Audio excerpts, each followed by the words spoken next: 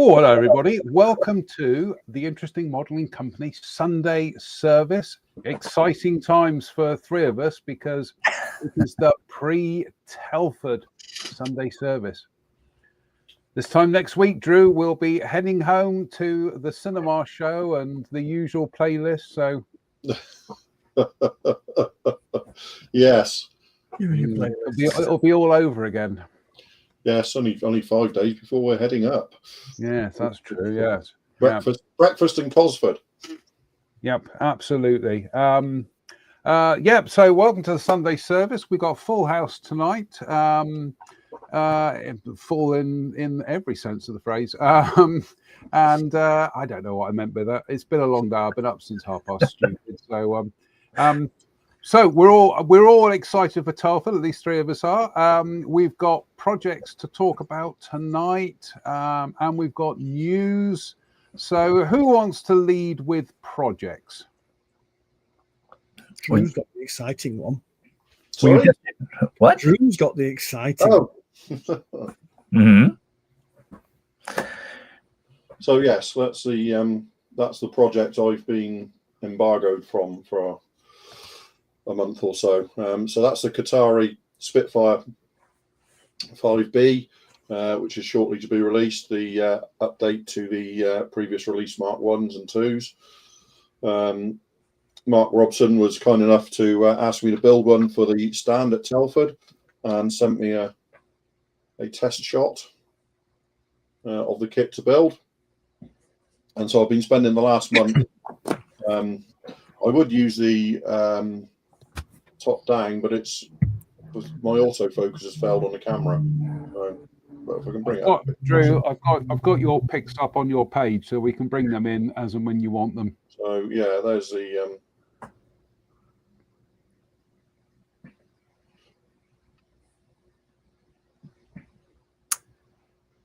shapes are spot on, aren't they?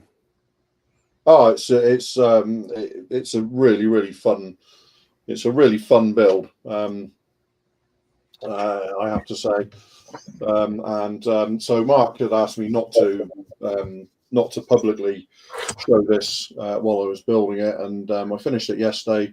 Sent him some pictures, and he said, "Yep, go for it, share it, and share it wherever you want." So get people interested in it for the show next week.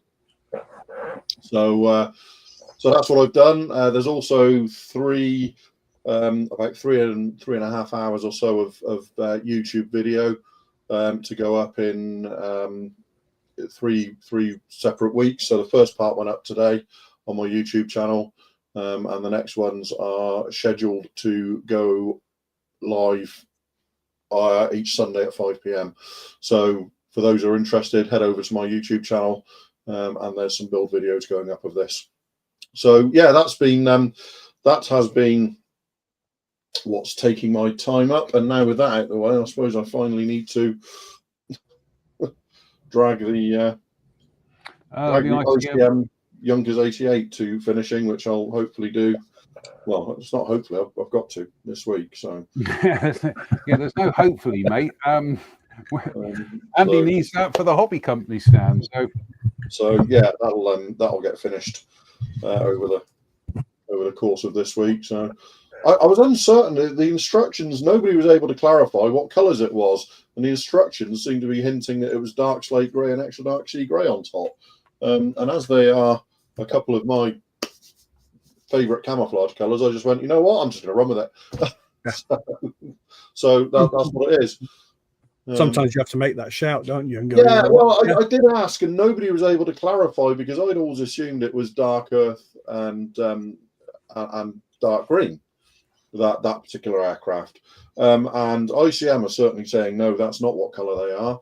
And I asked about, and nobody was able to provide any kind of confirmation on what the colours were whatsoever. So eventually I just went, you know what, I'm just going to follow the instructions and see where it takes us, because I like the colours anyway. Mm-hmm. So, that's it. So, it's not Viewer going to be... Rory wants to know, how did you get the darker rings around the roundels? That was just, I made some masks up, some circular masks and sprayed cloak over the camouflage colours. Mm-hmm.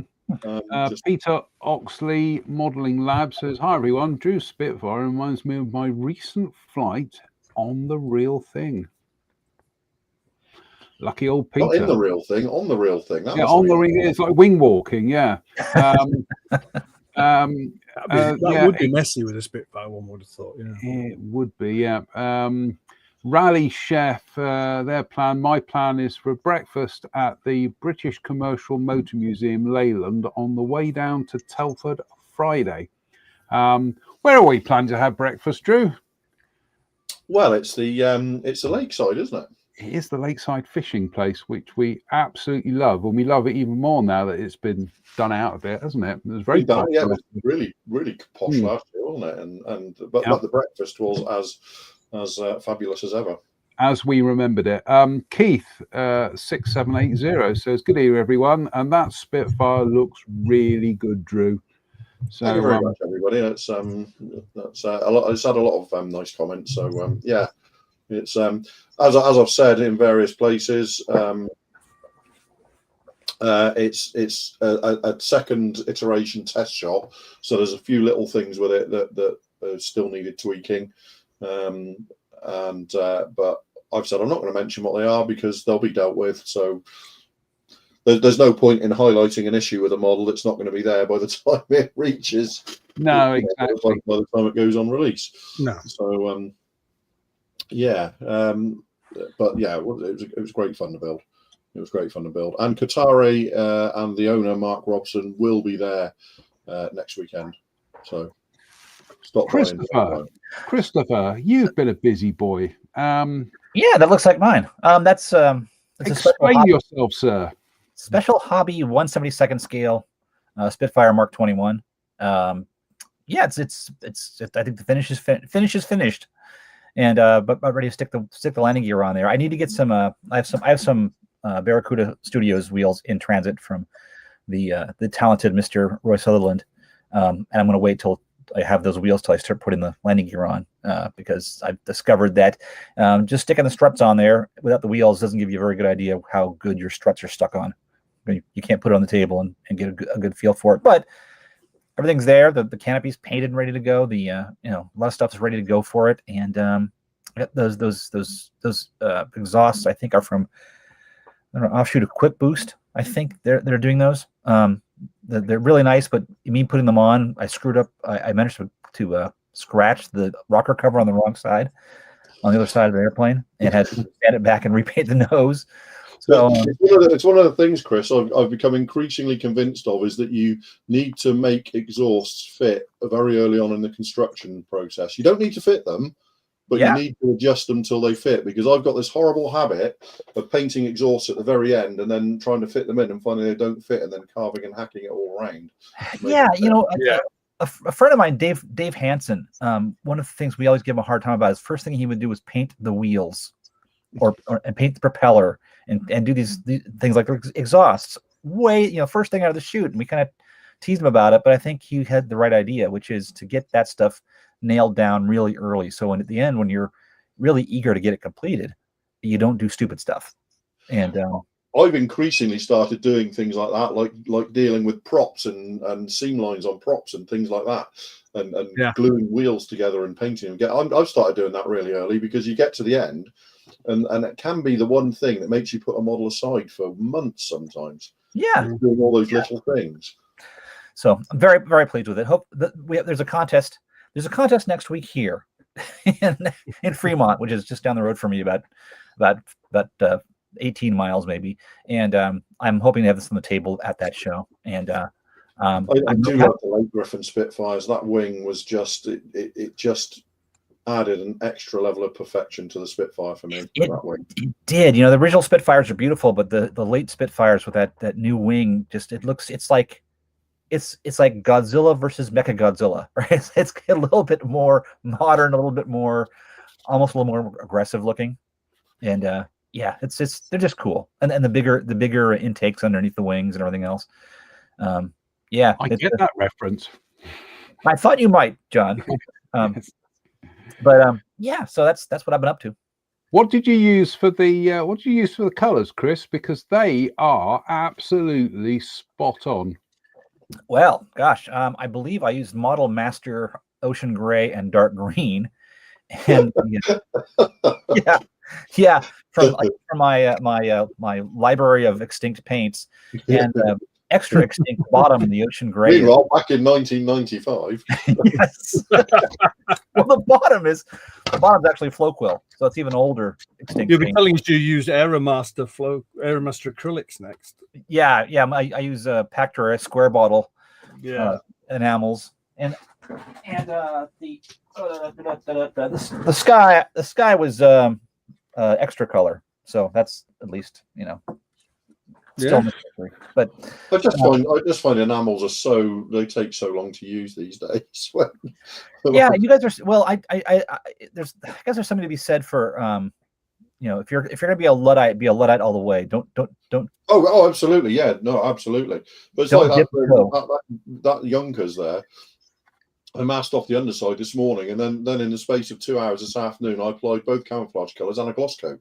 Yeah, because it was all lacquers. Yeah, well, I don't find enamels to have too long of a drying time when I use them. I take breaks between steps because I sort of integrate it to my work. But yeah, I do like them. I like the way they come out. I've painted one model with acrylics my entire life, and it was an F-18 built so long ago that there were no enamel colors for the F-18. You had to use acrylics because they didn't exist yet in enamel form. So I'll get I've got a whole bunch of lacquers, some MRP stuff, and some other newer generation paints that I'll eventually be forced to graduate to. But yeah, I think it came out nice. Like it's got like a future gloss coat, and then some oil weathering, a little bit of panel wash, and some penciled in lines to fill in the blanks where the wash didn't want to behave. But I love the way it looks. I have to say the British Latmore scheme with those muted camouflage colors and the very bright markings makes for a really great looking model. Mm-hmm. Just may catch up with some comments here. Jim Altegott says, excuse me. He doesn't say excuse me. He says, just watched your latest video, Drew. Nice work on the Qatari Spitfire. Did hear a naughty word at one point whilst installing a fiddly part of the cockpit assembly. I honestly have no memory of that. I'll have to go back and check because I obviously, I mean, I use C like a comma in everyday life, but yeah. Obviously when I'm doing stuff for videos and certainly on here of a week and stuff, you kind of turn that off. In fact, we have a little swear before sometimes, don't we? We do. I say to everybody, get your swears out, and we have a little swear before we go live. We have our Malcolm Tucker moments. Except for Chris, I don't think I've ever heard swear in my life. Pardon? Who's that? I don't think I've ever heard Chris swear. Oh, I've sworn. Let's not set a precedent. I don't doubt that you can, and you have. Yeah. I'm saying I don't think I've ever witnessed it. Yeah, definitely when negotiating and not sworn. Dave Swindle says this is apparently the Junkers 88. Yes, a WAF went for a short flight and managed to hang on and survive. No, that's the back end. That's the tail of the Spitfire he's talking about. Oh, the Spitfire, right? Sorry. Dave's talking about the Junkers 88, and he says it's in the background of some color photos on the Fulke Eins page. So, Dave, if you can send us the link to that. Or alternatively, don't, because it might prove I'm wrong. Shall we not bolt that door now the horse is over the horizon? I'm just having having to remask the canopies and spray it again. I mean, yeah. Thanks, Dave. Where were you 2 months ago? Yeah. Mr. Pollard has joined us. Says, "Good evening, fellas. I hope you're all okay. Yeah, looking forward to seeing you this week. In fact, Telford's no longer next month. It's no longer next year, Drew. It's no longer next month. It's no longer next week. It's this week. What a terrifying prospect. But Telford 2026 is next year, so we got that. That's true. Yeah. Ian, you were trying to say something. 5 days. Yeah. Yeah. So I know when Chris swears. It's usually negotiating traffic in San Francisco with 2 English tourists in the car trying to get down Lombard Street. Yeah, I recall that. Yes, that was. Janet thought it was wonderful. I was stuck in the back. Dave Fleming makes the observation that, of course, enamels don't have a long drying time for Chris. He lives in California. I live in a dehydrator, so it's great. Was it? Do you remember, Drew, Mike McAvoy back in the 80s, and he was talking about, it might have been when Extra Color first came out, and he said something about long drying times, and he didn't know whether that was due to his native Hampshire or something, or his native Thames or something. Yeah. Well, as we all say, the original Extra Color, when it was released in those plastic bottles, one of the major selling points of it was its drying time, because it was dry in an hour. Mm-hmm. and it genuinely was dry in an hour. But what you couldn't do was overpaint it, because it just lifted. Was that the CompuColor formulation? It got No. changed. It was all there. It was all their work. It was all their formulation, but it was in a plastic bottle, like very much, if I remember rightly, very much like the Extra Acrylics bottles. Yeah, very, very similar to those with a different cap. But yeah, the original ones really did dry in an hour, but you couldn't. Obviously, back then I was still brush painting, so I didn't have an airbrush, and you couldn't overpaint it. And it didn't matter how long you let it dry; it never cured. So it would be dry but not cured. So you start painting over it, and like with a lot of the modern lacquers, it'll just lift the undercoat. Yeah. Mm-hmm. Here you go. Rory's he says, depends what you thin them with. I use Celadast thinners, and they dry really quick. Comment just 2 above that makes it is. It's very nice. This, he says, this is from Garold. I'm trying to see Garold Dob Hale. Garoid Dub Hale. So I got my other reading glasses on. He says, I am reminded that will be Gaelic. Oh, right, okay. Yeah, I feel so. that will be a Gaelic. I do apologise. I've just massacred Gaelic language there. You've just put it into a parallel universe. Yes. He says, I'm reminded that this week is the 5th anniversary of the IMC special online event to make up for the lack of Telford due to lockdown. You were a constant companion to myself and many others. Isn't that lovely? Isn't that nice? That's Jerry Doyle. Jerry Doyle. There you go. Is it? Just posted today, I believe. Yeah. Okay. Yeah, it was fun, that. Mm-hmm. Right. We are 20 minutes into the show. Shall we crack on with some news? Or we can ignore Ian's new project. All right, Ian, let's talk about your project then. Come on, then. Come on, man. Interject. It's going to be one of those nights, isn't it? John's always eager to get on with the news. He is, yeah. Well, I think hang on. All right, here we go. Ian, you have the floor. For some reason, my OBS is not working. Bear with me. Are you seeing the different screens, or am I still in one? No, just you. Right. Okay. That's fantastic. Let's go and do it that way. Having all sorts of technical issues tonight. Lance here, Fulvia is beginning to look more and more like an actual car. But yesterday I had my extractor system dismantle itself explosively all over the loft. So I've lost an evening. There was supposed to be a general gloss coat on this to seal all the last decals in, so that I can do things like the masking for the back section. This underpiece is black and there's chrome around the edges of it. All the various detail doodahs are painted and ready. So really, if I can get to the point where I can paint the window surrounds, which are chrome, and get that done, that's effectively finished and in time for Telford, as promised. So I finished on Tuesday night from work, so I've got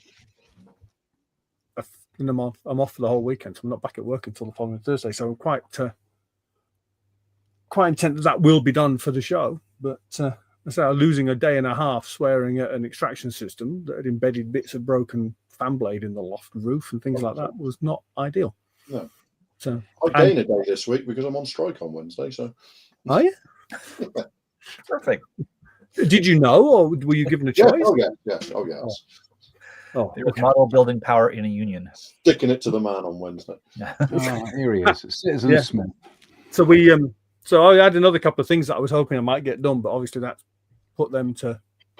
So that is my only focus really for the next couple of days to get it done, but it will be done, and Andy will be in receipt of it on Friday afternoon, evening when I get there, along with the Bugatti and the Stratos. But it's properly messed me up that, and it spent money I didn't want to spend. But there you go. Hey ho. I'm afraid those sometimes are the dice that life rolls at it. I could have done with it kicking and sticking it somewhere else rather than to me. Yeah. But right, whilst you're there, Ian, let's talk about this, shall we? These are some decals. Yeah. And this is LB Productions. What are we looking at here, Ian? Explain the schemes to us. Right. So what we've got is LB Productions, which is another one of the Hong Kong area based decal manufacturers. They've issued 4 new sheets this month. This is an interesting one. So I'm going to put my hand up for this and go, I'm not. What I'm about to say, I'm going to say with a 95% certainty. I don't think that's a real car. If I remember, this is the livery that was on the virtual car that Max Verstappen drove during the Nürburgring 24-hour iRacing event in 2024. Because I certainly have no recollection of him actually turning up in that car at the Nürburgring 24-hour race, particularly as he only recently got his Nürburgring license. So, yeah, I think this is the iRacing livery. It is. There's a red caption above the top view, and it says iRacing Nürburgring 2024 winner. That's an interesting concept. So we have a decal sheet, so you can build a model of a car that only existed virtually. There we go. Sarah Jane says that's a virtual car, says the same as the BMW M8 in Red Bull livery, which is my avatar, actually. I quite like the concept of that. Is quite cool. It was a fabulous scheme. I remember seeing the graphic for it, but they've done some others. There are a couple of others that are quite interesting in this batch. So this is obviously this is the WRT BMW M4, another release, because we've had many of these now. We've had SK do them and other people do them, and now we've got LB Productions doing them. This is for the new M4 kit, Spa 24. They've done that one, which is the second car, which finished third, and then they've done another one, which is there somewhere, which is that one, which is the Valentino Rossi car, which I seem to remember. I've got it in my head that DNF, there was an incident, but I think Rossi was driving as well. But Sarah Jane will probably correct me. Both of those are fabulous decal sheets, and they're really quite interesting. That's an interesting one. An OnlyFans sponsored Audi R8.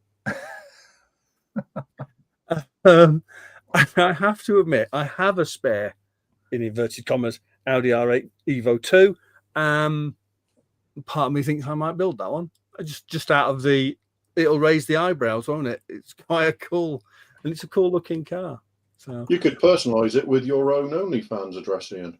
Yeah, if I had one. Yeah. Oh, goodness me! I've just, me being such an ingenue, I've just Googled what on earth OnlyFans is, and Oh no! yeah, there we go. Oh, don't tell me you didn't know. I didn't know, but yes. It's one of those things that I probably did know about, but it fell out when they chopped my head open. So there we go. Yes, I do like UK Modeler pointing out there were a number of F1 cars that ran with Durex sponsorship on in the 70s, and it nearly lost F1 the BBC coverage, and the BBC were very unhappy about it. I think Mr. Surtees himself. That's a brand of sellotape, isn't it? It's Australian sellotape. Possibly not in the marketplace that this was aimed at. No, that's Jasper Carrot from 1979. So there we go. Okay, but the other one was talking about one of the Hesketh 308s post James Hunt was run as a privateer, and it was sponsored by Penthouse and Rizzler. Right. Okay. And that car used to be on display in the Donington Museum. When it originally ran, the young lady on the front of it, so the young lady side on, holding a packet of Rizzlers, and she had no clothes on. By the time it made it to Donington Museum, she was wearing underwear. But yeah, so right. Raced in the UK equivalent being Rothmans and Razzle. Yes. Yeah. I mean, it was. We talk about it. We can joke about it. Those back in the day, it didn't raise much in the way of an eyebrow, did it? And so nowadays OnlyFans is probably about as extreme as it'd get. A web address. But we are much more enlightened these days, and one would hope that we were much more enlightened. Right, next news item. Let's steer it away from this. It's the show's something a bit saucy. Sorry, I'm sorry. I've just spotted Dave Swindell's comment. Yeah, no. Yeah. Yes. Thanks, Dave. You can tell you were in the Navy. Yeah, I was going to make some jokes about leaky cars then, and I thought I'll leave it. Right. Next, I've lost the schedule now. Right. This right. And I have. Right.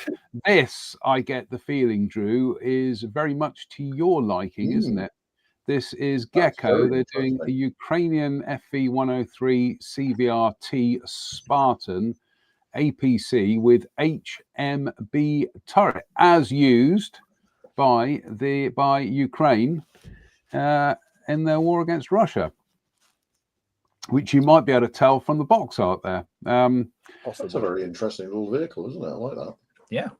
So it's a clever bit of re-engineering on a Spartan. Well, it is to stick that on top of a Spartan. Yeah, it's being as a Spartan didn't have a turret. So, I mean, we remember. Was it? I can't remember who was it. AFV Club that did the original Scorpion Scimitar.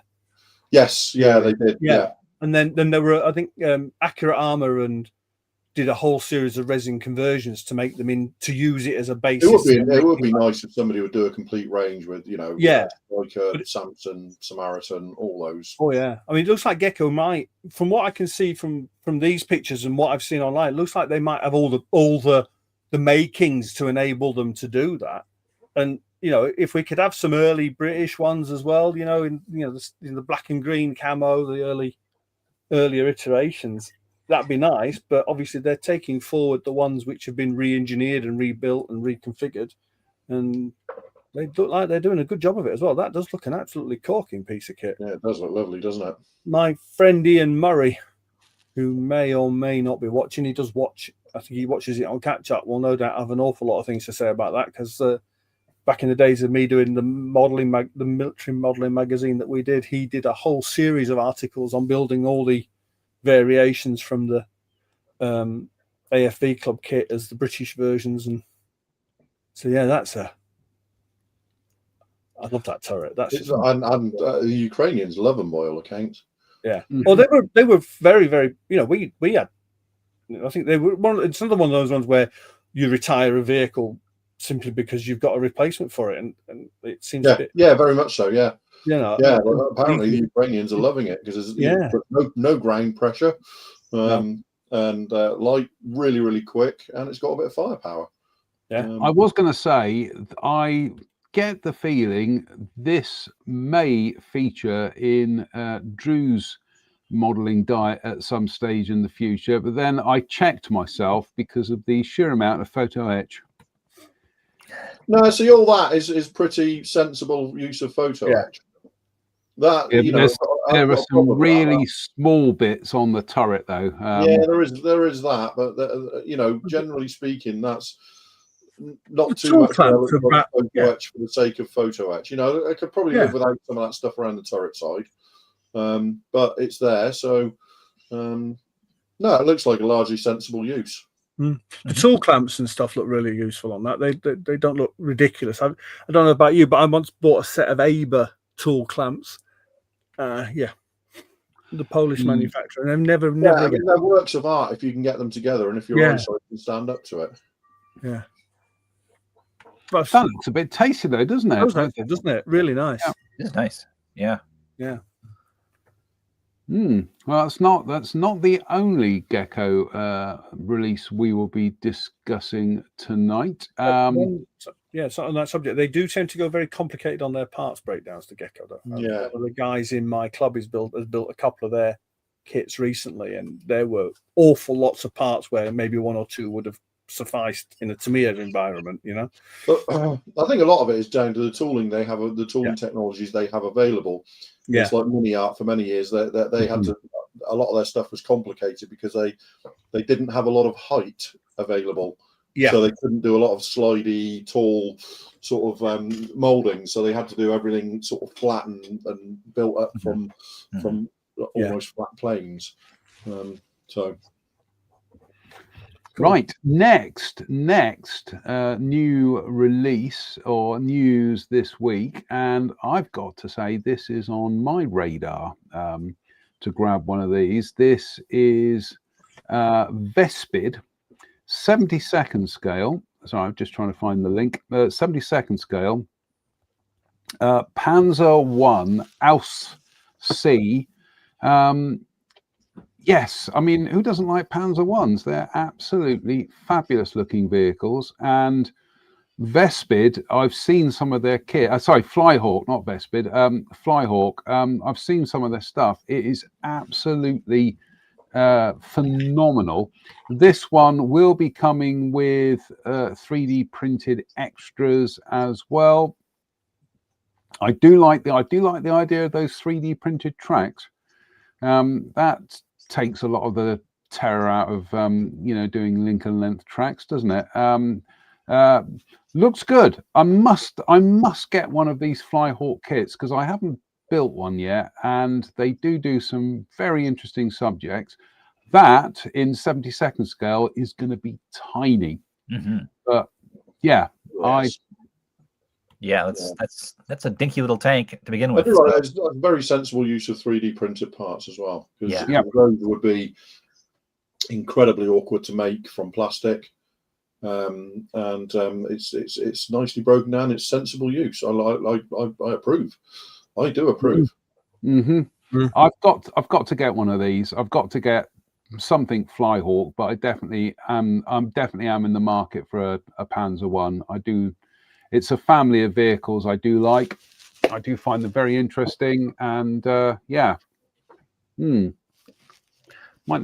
have a look around at Telford, see if anybody's doing Flyhawk stuff at Telford. But we go from boring little German grey tanks. No, they're not boring, but they are grey. Oh la, isn't Mine eyes. Yes. This is one of my favorite airplanes. It looks like a small fork-tailed Beaufighter. It's an attractive aeroplane, isn't it? It really is. I do. They seem to get it right with a few of their twin-engine fighters, the French, as long as they got it with some of their pre-war stuff. This looks like what happens when a Beaufighter, a Mosquito, and a Hamden really do love each other. But what a fabulous looking aeroplane! What a terrible regime, but what a fabulous looking aeroplane. Right. And but you know, I don't yeah, I don't want to kind of like I don't want to big up Vichy France, but they did have some colourful aircraft, and I do like that that kind of grey chocolate green scheme. I just reminds me of building Hella kits in the 80s. So what we've got here, we've got that aircraft from. I'm just trying to see if I can read the caption here. No, it's not telling us much. We've got an overall light grey one, or is that overall light grey or silver? Sky grey. Sky Yeah. grey blue. Yeah. That, I mean, that's not unattractive, is it? No. Nice. You got to like your masking though, and then we've got that one as well. So that's another camo one. But what a fabulous looking aeroplane! Mm. And And that's it's entirely 3D printed. yep.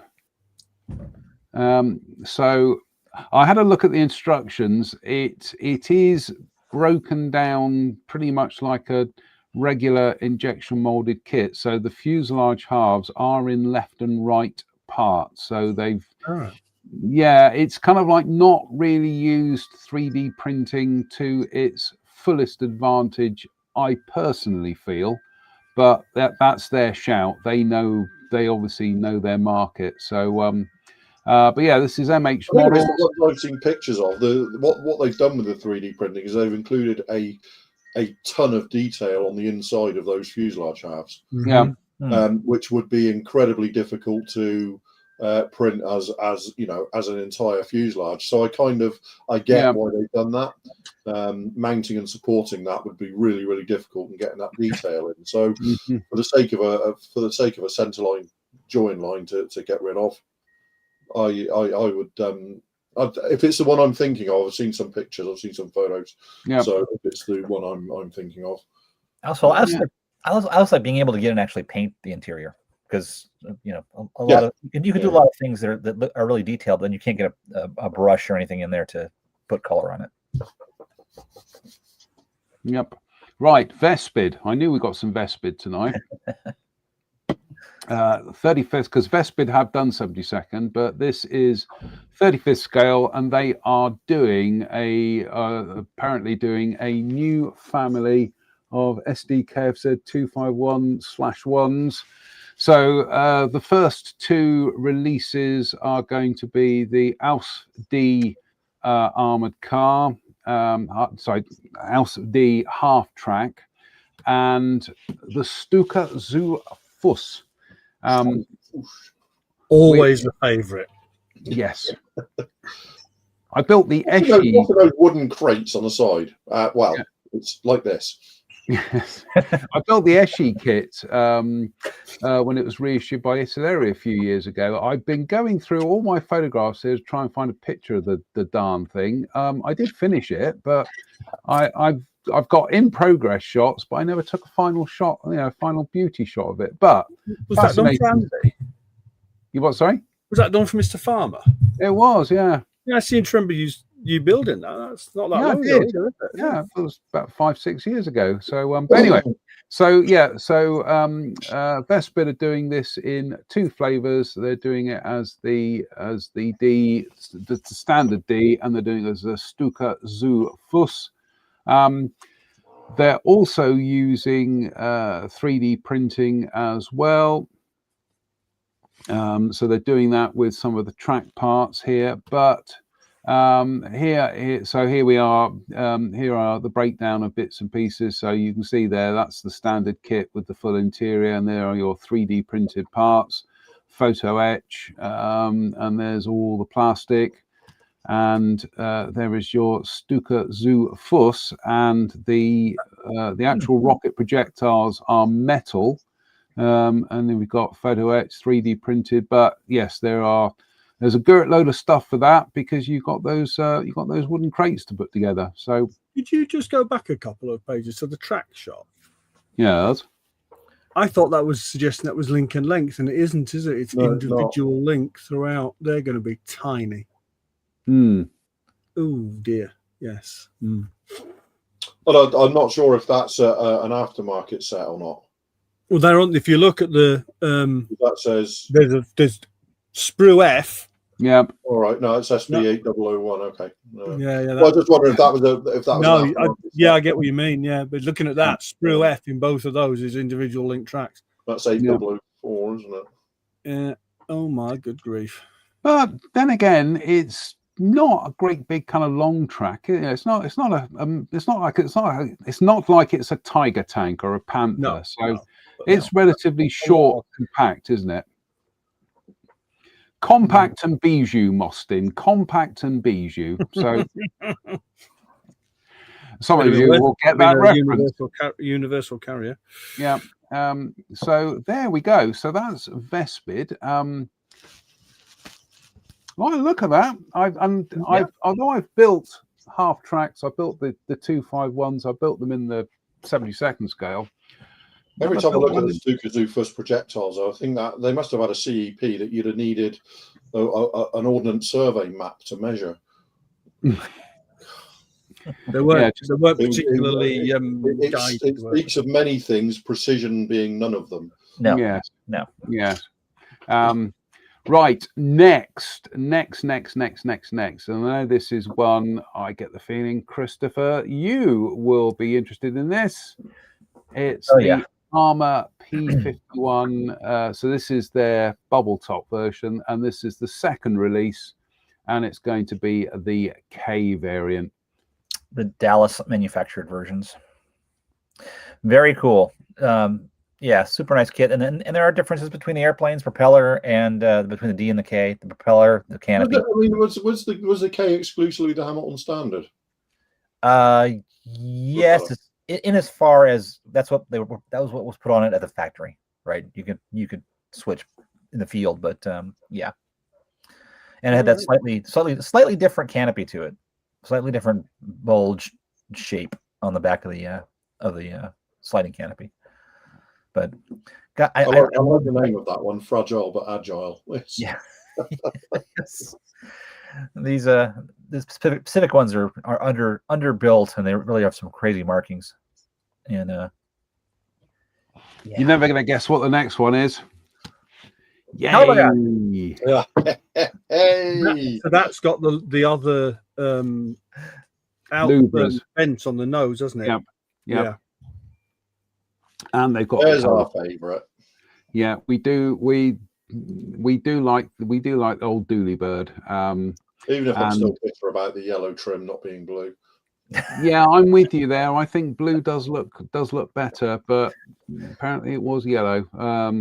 But yes, so and this is going to be unique amongst 72nd scale P51s because it is going to have putted wings. Yep. So there is the decal sheet, which look pretty spectacular. And here is the breakdown of parts. And again, that's very intelligently done, the way they've kept the fin and the fin and rudder separate, so you can have all the variations there, and also how they've kept things like the chin scoop separate, because you don't want to have a join line going down the middle of that. Mm-hmm. And obviously all your engine louvres as well. But there we go. There are the putted wings. And all the props and all the fuel tanks, but yeah, that's taken a while, hasn't it? That would have. Well, I've putted many a wing, and so it's a gigantic pain in the backside. And so having it done for me is a big selling point for this kit. And looking forward to it. Sorry, Chris, should the panels on top of the wing where the ammunition's loaded? Yeah, you should see the ammo trays. So yeah, I think this is just a render. I'm just saying it should have those, shouldn't it? Yeah. And I'm thinking at some point they're going to do a long range Spitfire, or I'm sorry, long range Mustang kit with the big tanks, the two different styles of really big tanks, as 3D printed parts or something like that, because that seems like a natural, and it's a very underserved subject. But yeah, it's a great kit, and I love these kits because they provide you with a whole bunch of extras. If you've got other P50 ones you want to turn into a K, or if you want to turn it into a use a better looking propeller, or a Korean War era Mustang, you've got bits in here you can steal if you know what you're doing. I don't suppose there's any chance of that turning into an H. Let it go, man! For goodness' sake, let it go. See, I'm looking at that and thinking that's a lot easier to make into a racing aircraft as well. Yeah, that's true. They all had the wings puttied there, and they had the ammo trays puttied over as well, and wet wings and things like that. So, yeah. Is it fair to say, manufacturers will decide to tackle the Allison ones? Soon. Yeah. Is it fair to say, Chris, this is going to be featuring on your shopping list very soon? Oh, definitely. Yeah, this definitely goes on my Christmas wish list. And then we've got 3 different types of hood, and there's the windscreen, and Armour have done the eminently sensible thing, which is they've included the section of forward fuselage with the windscreen, and there is the clear. That is the runner with the clear part. Picture for the undercarriage, doesn't it? Yeah, it's a jig, isn't it? Yeah, built into jig. Yeah, genius, absolute genius. One of those parts. Do I have to explain the difference between a jig and a fixture again? It's not a jig; it's a fixture. Right. I was waiting to see how long it actually took him to go. Well, if you noticed, I said runner, not sprue, because sprue is very good. Tree.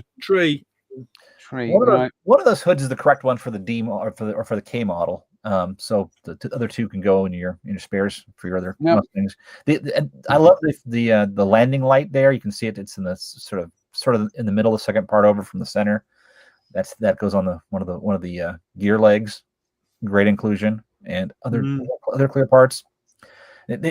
Arma is really thorough with Mustangs. I just love the fact they pay so much close attention to details like this. Well, there's always one. Not enough rivets. Goodness me. Masks, and then they're doing some 3D printed extras as well, so you can buy that with some goodies. I think it's fair to say, chaps, that we probably 3 out of the 4 here will be bagging one of these as soon as they become available. Well, I want one. It's like a Mustang golden age right now. It is, isn't it? And I would seriously hope that somebody decides to tackle the Allisons. Yeah. My money's on IBG, actually. My money's on IBG. Perhaps we should have Mustang May. What do you reckon? Mustang May? Sure. I'm all in favor of it. I think, of course, I'm in favor of it. God bless America. Any excuse to build one, Oh no, they're insisting I build a Mustang. Oh no. We're insisting you build an armor kit as well. What a pain dans le derrière that is. Right. I'm just wondering if I could get away with my Cavalier Enforcer. Sorry, my Piper Enforcer. Yeah, of course you can. It's a Mustang. Yeah. Of course you can. It's not. It can be any Mustang. See what the. Here we go. I've got an GT3 version. Mustang May. I'm in. Right. I'll do a poster for that, and we'll no mini art May. I suppose we could do Mustang March. It's a bit too close in the year, isn't it? A bit too soon in the year. Mustang March and mini art May, perhaps, and then armor. No, I'm not going to do armor April. We've already done that. Oh well. Talk amongst yourselves. We'll figure it out. Ian. Consideration to something in June around Le Mans, and we may actually convince Drew. Johan June. There we go. No. Yes. You're all. Life isn't long enough for a group build on Johan. Seriously. Right. No. Right. Here we go. Tacom. Sadly, there's no months beginning with T, but this is something that they have coming soon-ish. 70-second scale. It's an M911 C Het with an M60A1 with the ERA explosive reactive armor, which is what ERA stands for. Goodness me, this looks a monster, doesn't it? Well, it is a monster. Yeah. Yeah. That is. Even in 70-second scale, that is a big lump. I think the cheapest I've seen this, it's going to be about £40 ish. That's remarkably good value for money. Yeah. Yeah. I mean, basically, you're getting 3 models, aren't you? You've got a trailer, a tractor unit, and a tank for 40 quid. To TACOM's level of quality. I don't think that's in any way a bad thing at 40 quid. No, I think that's remarkable value for money. Yeah. Dave Fleming, there we go. Dave Fleming says, in Ian's part of the world, don't we have Tober? We do a bit like that. Although you've got to remember, my family are from the East End of London. There we go. Right, so this, and there's your M60 as well. I mean, that just looks fabulous, doesn't it? Lincoln length tracks. This really isn't my cup of tea ordinarily. But having, as often happens, you only have to see kind of like test shots or renders and things, and you see something, you think, oh God, yeah, I want in. I'll have a slice of that if you don't mind. Mm-hmm. So that looks quite spectacular, doesn't it? When you look at something, you just go. The thing is, it's not necessarily the building of the model; it's what you're going to do with it when you've painted it, and the process of painting and weathering and bringing all that together is going to be the thing that makes that model. Yeah, that's just a lovely subject, and you can really, for one of a better, throw the kitchen sink at, and you won't spoil it. It'll be fabulous. Oh. Yep. Oops. No. No, it's all right. That's what we're looking for. So there we go. TACOM. That's, again, it's an indication of just how buoyant the market is, the hobby is these days, that we're getting things like that. It's not dying. Sorry? You sure the hobby's not dying? You're getting the look, Drew. Yes, you're getting the look. It has been for many decades. That's next since Mike Grant's smoke ring decals. Oh, yeah. The end of the hobby. Yes. Right. I remember that. That was carnage for a couple of hours, wasn't it? Smoke ring gate. Wasn't that kind of like almost at the very early days of rec scale models? No, it was hyperscale. It was about 2002, something like that. Yeah, definitely hyperscale. I remember Mike had been releasing loads of different really cool decal sheets, and he decided to do these smoke ring decals, and somebody has seen the death of the hobby. And yet, them yourself, yeah. And yet here we are. Here we still are. Right. The hobby's been in hospice for the last 30 years. So. Yeah, absolutely. Last couple of news items. I suddenly realised one of them isn't actually on the schedule tonight. So, so here we go. ResKit doing a complete replacement tail for the Revell Monogram 48 scale PBY Catalina. It's the only way you can put that tail right, really, isn't it? Yeah. Well, I built the model back in, oh my goodness me, 1996. It still feels relatively recent. That's nearly 30 years ago. And I've got photographs of it somewhere on 35mm prints. I'll dig them out. I actually ended up finishing mine as a SEAC aircraft. And I built it for Ron Firth's magazine, Plastic Kit Constructor. But I've got to say, at the time, I don't remember being massively put off by the thickness of the fin. But apparently, it's pretty horrific. I think it's just one of those things that once you know, yeah, once seen, you cannot unsee. Yeah. Yeah, So, a problem I've so far avoided with the Hasegawa Skyhawk, I have to say. why? What's wrong with that? Well, the fin's massively too thick. Oh, is it? Oh, right. Okay. But I've successfully ignored that for many years, happily. So here we go. You know when you look at something and go, why has nobody else done that before?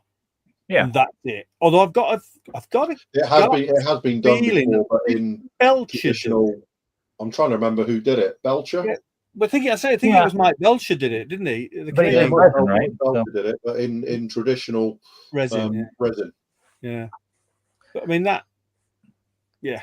So then you have to put 45 pounds of weight in the nose to keep it on his nose gear. So. Imagine you had to, yeah. The monogram. That'll be hollow. So. Right. Yeah. That monogram Catalina, that Pro Model monogram, was a corking kit in its time, and it kind of came in a little bit under the radar a bit when it came out. It came out in a couple of boxes. And when did you last see it? Well, I think that's largely just testament to how well it sold. Unfortunately, that and the Youngest 52 were both subjects that people said they wanted for years and years and years. And you see it incredibly rarely because every time it goes on sale, it sells literally dozens. Yeah, I mean, that JU52 of theirs is a beautiful model. It's an absolutely fantastic thing. Yeah, but a bit of a bear to put together, but makes a fabulous kit. And they did it in the Milka scheme. Do you remember Revel Germany issued it in that Milka purple and white livery? And then when someone tried to make the paint the right color, Milka sued them for contract for breach of intellectual property. Well, unfortunately, it doesn't matter how beautiful a kit is if nobody's buying it. That's the thing, yeah. So I mean, and the Yonkers 52, unfortunately, I've seen some absolutely stellar builds of that over the years. But you still don't see it around very often. People who are buying patrol planes and transports are not the casual modelers that build up the bulk of sales, right? They're looking for pointy, fast stuff, which is a shame because these are great subjects. And Catalina is one of World War II's great canvases for paint schemes. I mean, it was a source of some sort of sadness to me that we managed to get 2 new tool Sunderlands in the space of a couple of years, and they're both terrible. Right. Viewer Roy says seaplanes traditionally are not strong sellers, and Roy wouldn't know because he's a man with his finger on the pulse of the hobby. And Craig Sargent says even with a fat tail, Hasegawa still does the best A4s in any scale. But yeah, pop quiz. When the Revell got fireworks going off outside here, when the Revell monogram PBY hit the UK in 1996, how much do you think it sold for? $29.95. You reckon? I've got that in my head from somewhere because I bought one at the set at Donington. That dates it. At the same time as I bought a 410, the Pro Model. Drew, what was your guess? I was going to say 1995. I think, Drew, you are correct because I seem to remember it. I might have to dig out some magazines at the time, but I seem to remember that when it came out, it was about £19, and it was just like, goodness me, that's a remarkable value for money. When you look at Hong Kong models now releasing a 48 scale Boston, and it's like £105. Yeah. And you think the AMT one was a tenner. Yeah. 1995. So we winced at the price of Accurate Miniatures kits, and now you look at it and it's yeah. You know, it's like, you know, a new kit gets released of a subject I like, and if it's 35 quid, it's like, oh, bargain, I'll have 2. Yeah. Right. I can remember being utterly horrified at the release of when the Hasegawa original flanker was released, and it was $17.95. Everybody was absolutely gobsmacked at something being so expensive. Yeah. But you go back through time and there's all that sort of thing, you know, all the Fujimi helicopters being released in the early 80s. and they were like £1.99 each, and then they released a Sea King, and it was £3.95. It was like, whoa. Theron says, JM, why are there fireworks going off? I don't know. Some people are a bit premature, so nearly fireworks night here in the UK. We had nearly fireworks night. And UK Modeler says that Lancia for £45. Ian, you're building it. So I've seen it. I think 1995 self that you pay £25 for a 70-second scale P51D. Yeah, I think the UK list is £49.95 actually. Dave Fleming, a lot of money for that. Dave Fleming says, imagine telling you 1995 self that you'd pay £25 for a 70-second scale P51D. Gosh, what would we say to ourselves from 30 years ago? There's a whole list, but some of them will get me in trouble. Yeah, exactly. Right. It better be accurate and detailed. I do take home roughly 4 to 5 times more each month than I did back then. Yeah. So, right, here we go. Wish I did. Penultimate news item for tonight. Gecko again. And this is the late production short wheelbase Land Rover, or as they call it, British FB 18011 Mark II, 80-inch. Not allowed to call it. Not allowed to call it Land Rover. There's no Land Rover badges at all in that box. No. I'm told. No. So, but I'm hoping viewer Rory is still watching, because I think this would be interesting for him. These are not CAD renders. These are actual photographs of the model, and that looks a bit tasty, doesn't it? And not a mad amount of photo etch either. No, it looks like photo etch with large attachment surfaces, which makes it. Yeah. Yay! We're fans of that. Yeah. Ooh, that's nice. That looks really nice, doesn't it? But the thing with these Gecko stuff is, I mean, they seem to be one of the brands that's really learning as they go. You know what I mean? They're not repeating the same mistakes over and over again. And everyone they do seems to be that. Again, we talk about that steps better. Here we go. Viewer Rory has seen it, and he says, "Ooh, an 80-inch ashtray." So that's bound to be some personal experience he had while serving in Her Majesty's Army. I'm sure he'll tell us on the links, actually, on the comments. But yeah, this looks rather nice. I know, you know, we've all got more models than we'll ever build up in the attics and storerooms.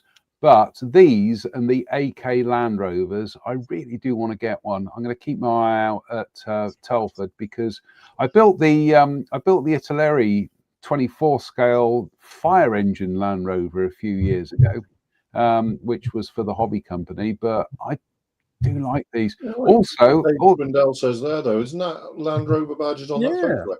See, there's a review online that I read of this a couple of days ago, and the guy was complaining because there was, on whatever version or release or whatever he had of it, there was zero reference to Land Rover on the box or in the instructions or indeed in the kit. But that photo etch has clearly got the oval. Oh, it's got the text on it. Is there another shot that might show it, John? I'm just having a look. What I am saying, and Dave Fleming's pointing this, I'm just looking at that. I'm wondering why you would mold the entire wing mirror in clear. Yes, well, I saw that and I thought, well, that's interesting. Whether or not that's because you can spray it silver from the outside, then spray it the camouflage color, or then paint your camouflage color, but then leave the reverse side clear.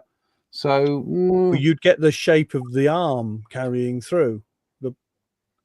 That's behind. true. Yeah, that's true. Doesn't seem it seems counterintuitive to me. Yeah, but there you go. Well, it's one of those rabbit holes that sometimes kit companies go down, and because they've done the rear view mirror the same as well. If you look, it's in the middle of the windscreen. Yeah. Did this Rover only have the driver's side windshield wiper? Yep. Yeah. Fascinating.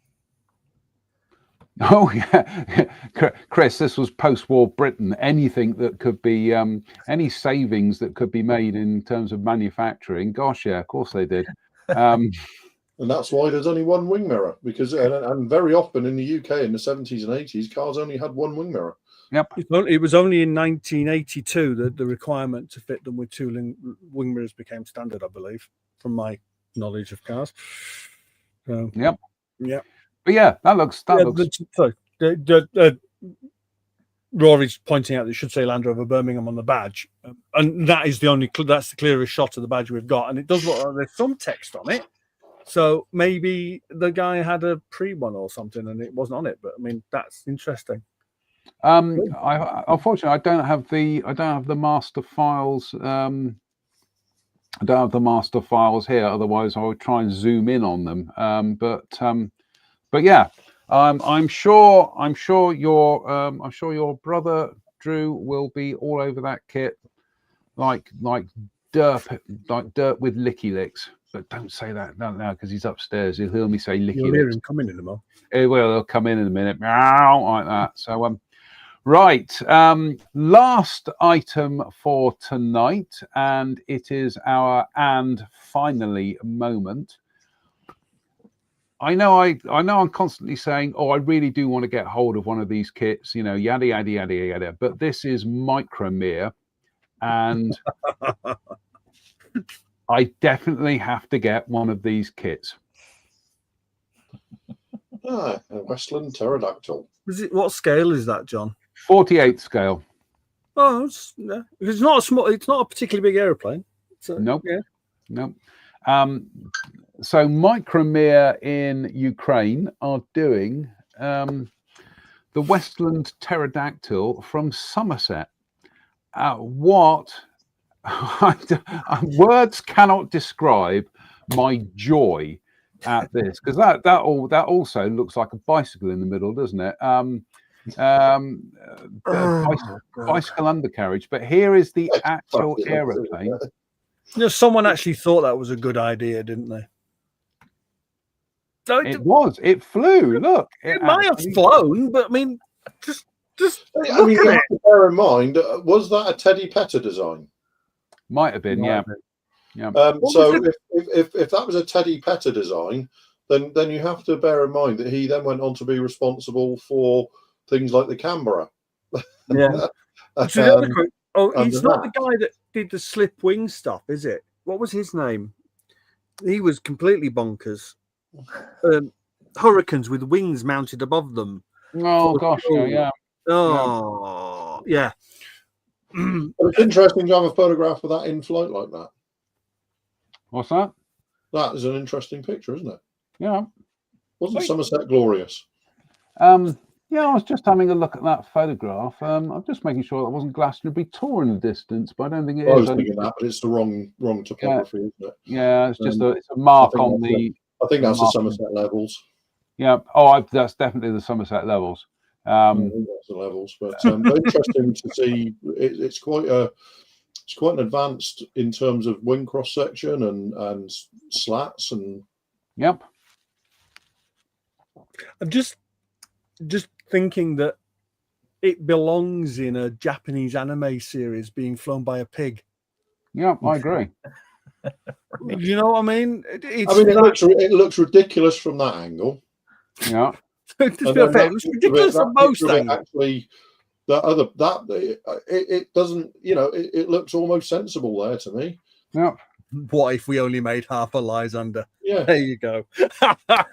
No extraneous parts. Right.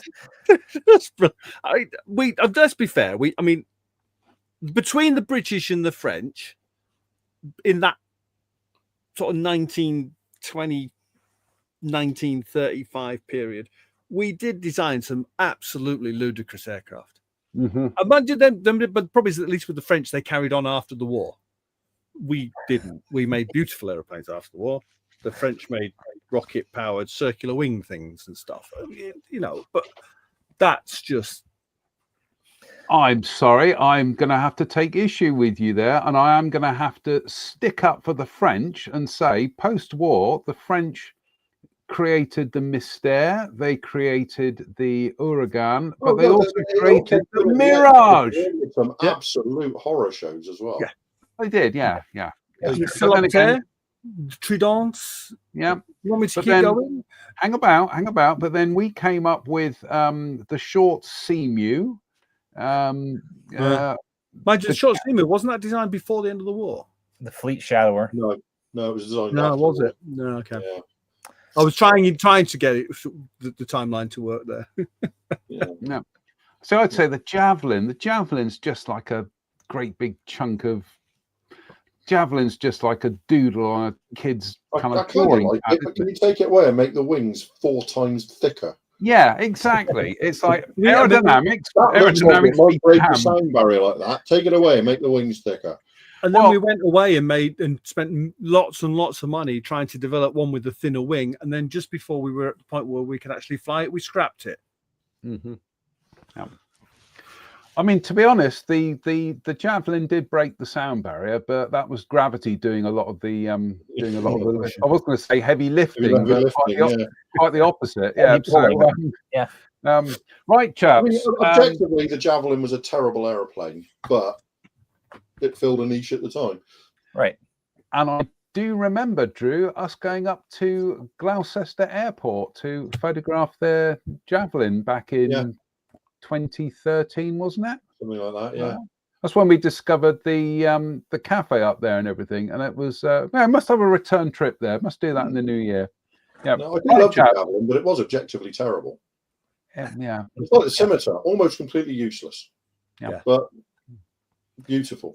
And the You Swift bet- as well, well. a lot of them were No great restricted. takes either, and it was still a super cool airplane. My So, favourite quote about the Scimitar ever was a Yank who said, only the Limeys could put 2 Avons in an aircraft and keep it subsonic. mhm. Right.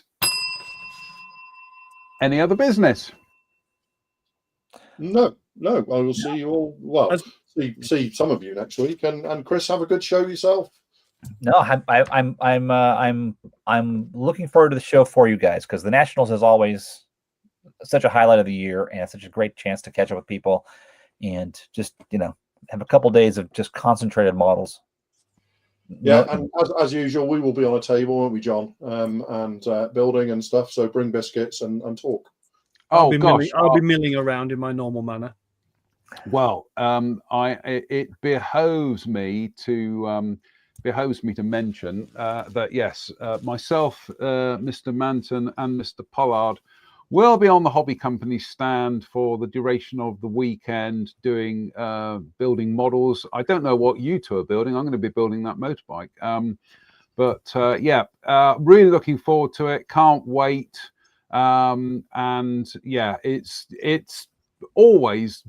We set up and then the next thing you know, we're packing up. It goes by in a blur, doesn't it, Drew? It does. I'm kind of my fingers are kind of crossed for a tasty new surprise to maybe start building next week. Yeah. Fingers crossed. Right. Until then, thank you to Chris, thank you to Ian, and thank you to Drew, and thank you to everybody who tuned in tonight. We'll see some of you in just over a week's time. Yes. So until then, as always, thank you for watching. Well, we can't say it enough. We have to remind them. Say that again. They know us by now. They know us. Goodness me. They can see the look on our faces that we're just like, biscuits, for goodness sake. So anyway. Well, I know for a fact that you'll be supplied with stuff by Anne-Marie. Because I've had to convince her to ration what she's giving you, because otherwise the rest of us will be very disappointed. Anne-Marie's promised us not just biscuits. She's promised you quiche. Right. On that note, on that controversial note, on that egg-related note, we will see you. Well, we won't see you next week because there won't be a show next week, but we'll see you next week in person. So until then, a big thank you for tuning in, and we'll see you very, very soon. So bye-bye, everybody. See you later. Bye-bye.